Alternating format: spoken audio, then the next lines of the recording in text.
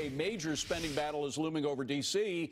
How much longer can Congress kick the can down the road on our debt? To Social Security Works Executive Director Alex Lawson. Alex, the only thing that Congress can appear to agree on is spending more of our money. And apparently the next thing that they're going to do that on is this infrastructure program. How much is that going to explode our debt more than it already has?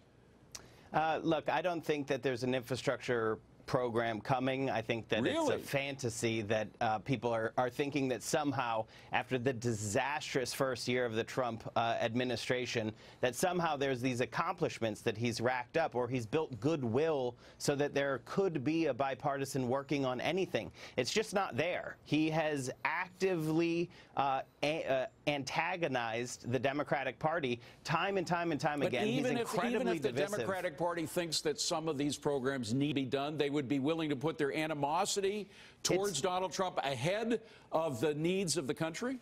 No, but the Republicans in Congress certainly will. And so we know exactly what's coming, which is a tax on Medicare, Medicaid, and then Social Security. But we just heard Paul Ryan lose that argument. Paul Ryan wanted to do that. It's true. He wanted to change entitlements, but Mitch McConnell said no, infrastructure is going to come first. And then the president and Mitch McConnell together trump poor old Paul Ryan. I don't think he's going to win that battle. Do you?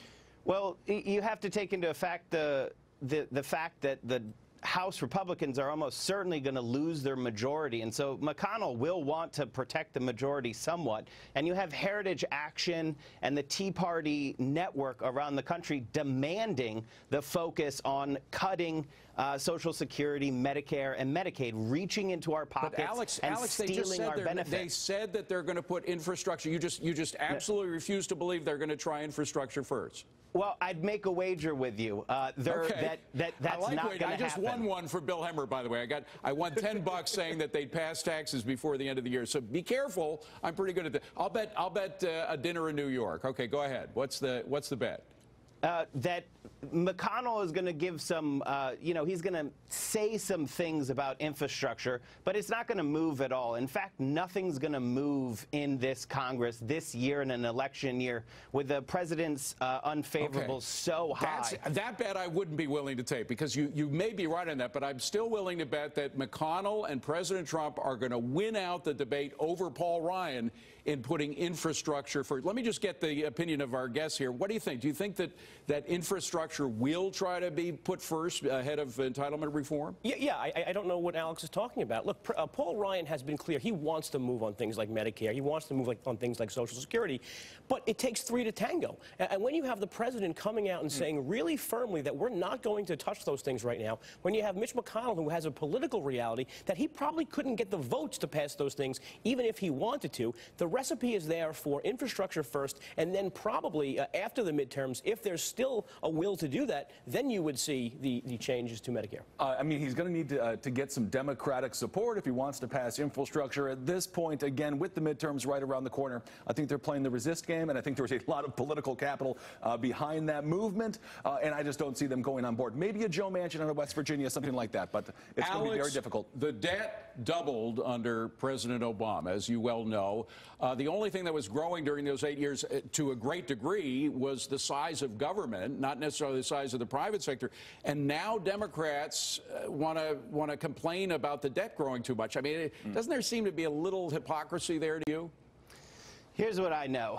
The debt and deficit only matter to Republicans when Democrats have power or when they want to steal our Social Security or Medicare. So since they're going to come after our Social Security and Medicare this year, they're going to start talking about the $1.5 trillion that they just added to the deficit with the president's tax scam. So I think what we're looking at right here I take it you don't like the president's tax scam. I'm just guessing on that, but I want to go to Ben for a second, because I don't like the tax scam. I guess that. We're almost out of time. But, Ben, the public projects, I'm very wary of the whole infrastructure public. I see guys working on the side of the street and taking their time whenever it's a public project. The only public project I ever saw work was an ice rink in Central Park, which was going on for 5 years. always over budget, never finishing on time, and the mayor finally put it in the hands of somebody in the private sector, and it was done in 6 months under budget. And you know who that somebody was, right? Donald John Trump. He made an ice rink, and congratulations for that. I have to say, infrastructure is very serious. My friend was actually one of the cars. He had just passed over the bridge in Minneapolis right after it collapsed, or right before it collapsed, rather. That's true. I mean, this stuff is very significant. It is. And if an ice rink is his current big claim to fame, he's going to have to do a lot better than that. It's more than a lot of public locales can claim. Gentlemen, thank you very much. Very good discussion. Appreciate it. Coming up, Ambassador John Bolton is next on new fears of a possible North Korean biological weapons program. What could be next? Stay tuned.